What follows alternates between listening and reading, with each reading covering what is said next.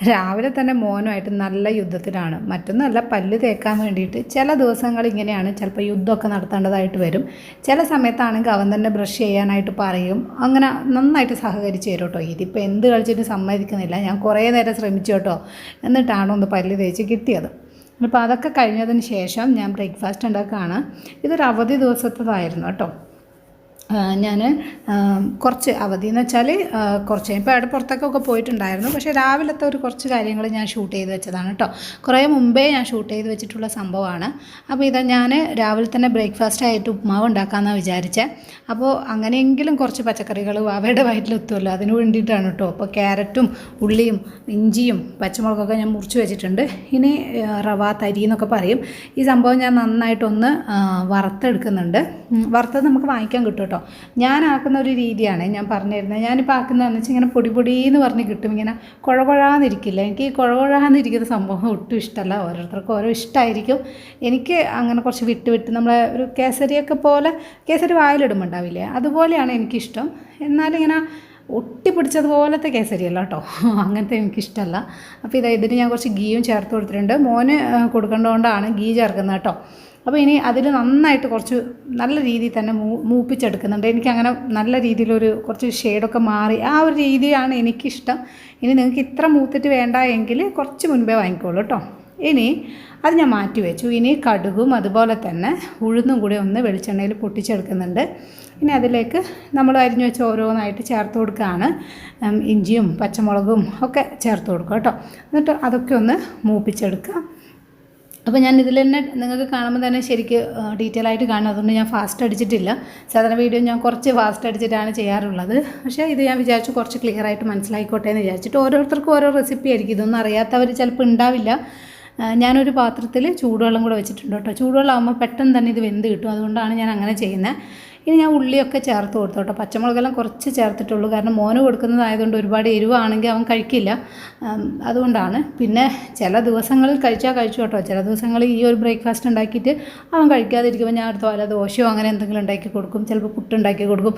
ഈ ചില ദിവസങ്ങളിൽ ഒന്നിലധികം ബ്രേക്ക്ഫാസ്റ്റ് ഉണ്ടാക്കേണ്ട അവസരങ്ങളൊക്കെ അവനായിട്ട് എനിക്ക് ഉണ്ടാക്കി തരാറുണ്ട് കേട്ടോ. ചിലപ്പോൾ അങ്ങനെയാണ്.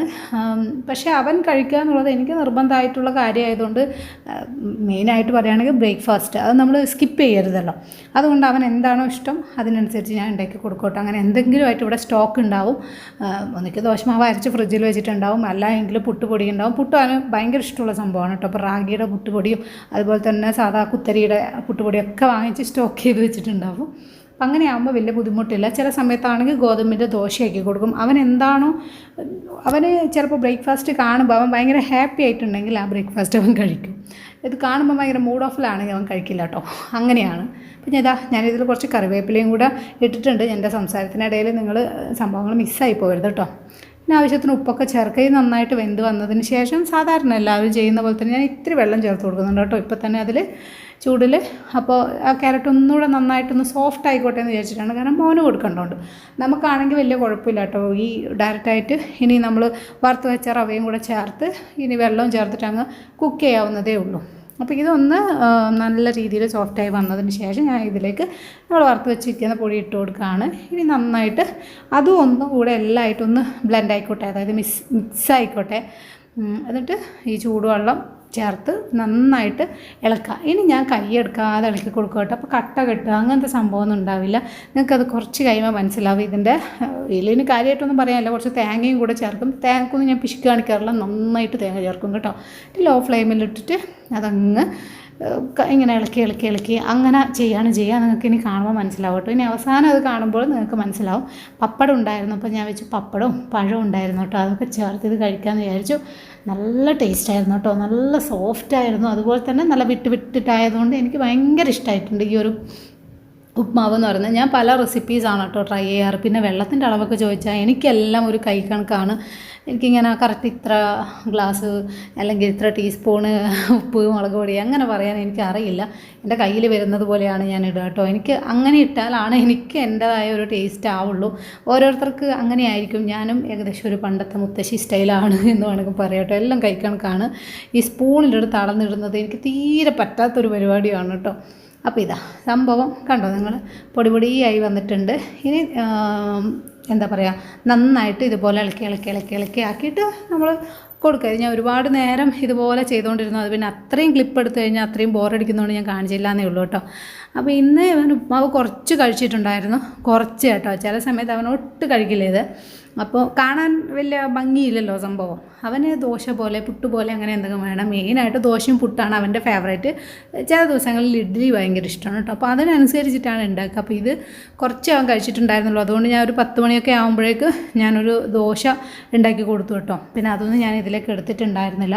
അപ്പോൾ ഞാൻ പപ്പടം കുറച്ച് കാച്ചി എടുക്കാമെന്ന് വിചാരിച്ചു. കുറേ നാളായി അങ്ങനെ പപ്പടവും പഴമൊക്കെ കൂട്ടി കഴിച്ചിട്ട്. അതുകൊണ്ട് പപ്പടം വാങ്ങി വെച്ചിട്ടുണ്ടായിരുന്നു.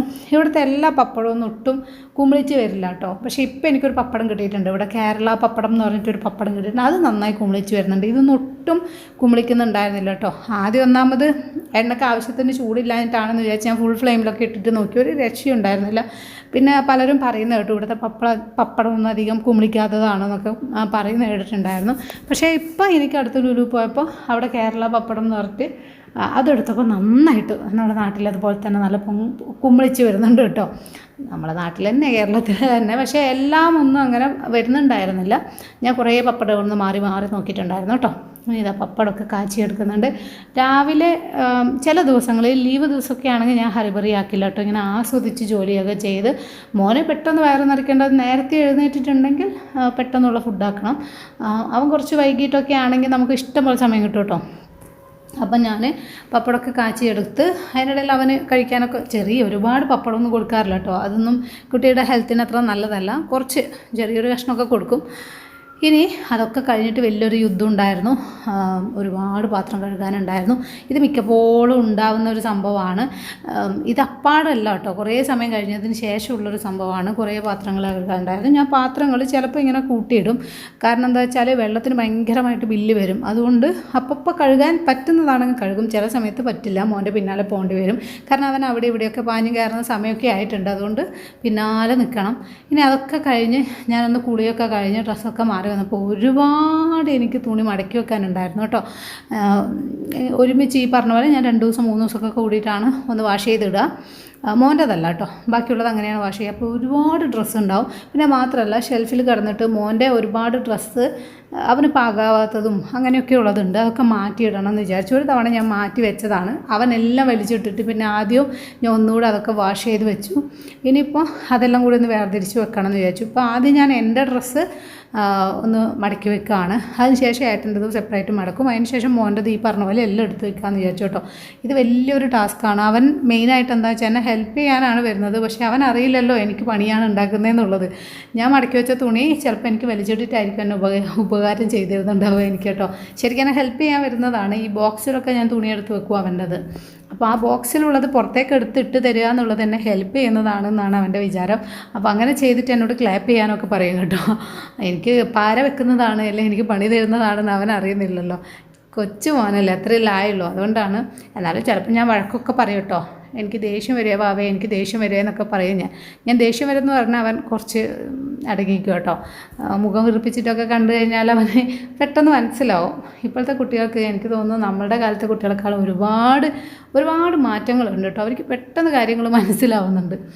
അപ്പോൾ ഇതാ ഇപ്പം മോനും ഞാൻ തുണി യൂസ് ചെയ്യാറുണ്ടോ എന്ന് ചോദിച്ചാൽ രാത്രി തുണി യൂസ് ചെയ്യും. മീൻസ് ഡയപ്പർ യൂസ് ചെയ്യും, എന്നാലും എനിക്ക് തുണി വേണം കേട്ടോ. അങ്ങനെ കുറച്ച് തുണി എന്തായാലും എടുത്തു വെച്ചിട്ടുണ്ട്. നമുക്ക് എന്തെങ്കിലും ആവശ്യം വരുമെങ്കിലോ അതുകൊണ്ട് എന്തായാലും കുറച്ച് എടുത്തു വയ്ക്കും കേട്ടോ തുണി. അപ്പോൾ ഇതാ ഏട്ടൻ്റെത് ഞാൻ മടക്കി വെച്ചതിന് ശേഷം വന്നിട്ട് ഇതാ ഈ ഒരു ബോക്സിലായിരുന്നു അവൻ്റെ നല്ലതും അല്ലാത്തതും എല്ലാം പുറത്തൊക്കെ വലിച്ചിട്ടിട്ടുണ്ട്. ചില സമയത്തുണ്ടല്ലോ അടുക്കി വെക്കാൻ എനിക്ക് സമയം കിട്ടില്ല, പ്രത്യേകിച്ച് മോൻ്റെത്. നമ്മളതൊക്കെ വേഗം അടുക്കി വെച്ചാൽ ഒതുങ്ങുമല്ലോ, അവൻ്റെത് അങ്ങനെ കഴിയില്ല. കണ്ടോ, ഇങ്ങനത്തെ ഓരോരോ കുരുത്തക്കടൊക്കെ ഒപ്പിക്കുന്നുണ്ടാവും. ഈ ഒരു കട്ടിലിൻ്റെ ആ ഒരു നെറ്റി ഭാഗം പിടിച്ച് ഇങ്ങനെ കയറി നിൽക്കും, ഇങ്ങനെ എത്തി നോക്കും. ഇങ്ങനത്തെ കുറേ പരിപാടി ഉണ്ട് കേട്ടോ. അവൻ്റെ കൂടെ നടന്നാൽ ബഹുരസമാണ്. പക്ഷേ നമുക്കിപ്പോൾ ഓടിയാൽ എത്തില്ലല്ലോ, എല്ലാ ജോലികളും ചെയ്യാൻ വേണം. അതുപോലെ തന്നെ മോൻ്റെ പിന്നാലെ ഓടുകയും കൂടെ ചെയ്യുമ്പോൾ സത്യം പറഞ്ഞാൽ അവന് ശരിക്കും ബോറടിക്കുന്നുണ്ടാവും. ഞാൻ എന്തെങ്കിലും ജോലിയൊക്കെ ചെയ്യുമ്പോൾ അതുകൊണ്ടാണ് എൻ്റെ കൂടെ ചേർത്തിട്ട് ചെയ്യുന്നത്. എനിക്ക് പേടിയാണ് കേട്ടോ, അല്ലാണ്ട് വേറെ ഒന്നും കൊണ്ടല്ല. ചിലപ്പോൾ വീഴോ അങ്ങനെയൊക്കെയുള്ള പേടിയാണ്. അതുകൊണ്ട് ഞാൻ വാ ഇങ്ങോട്ട് വാ, നമുക്ക് ദേഷ്യം വരുന്നുണ്ട് കേട്ടോ, വേഗം ഇങ്ങോട്ട് വാ എന്നൊക്കെ പറയുന്നുണ്ട്. അപ്പോൾ കുറച്ച് ശബ്ദം വെറുതെ പറഞ്ഞപ്പോൾ അവൻ വേഗം വന്നു കേട്ടോ.